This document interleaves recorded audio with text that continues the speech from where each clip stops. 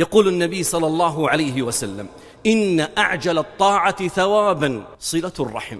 أعجل الطاعات أجرها وثوابها عندما يقابل الإنسان الله تعالى، الحسنات والسيئات، لكن هذه العبادة أعجلها ثوابا وأجرا وحسنات تجدها في الدنيا قبل أن تجد ذلك في الآخرة.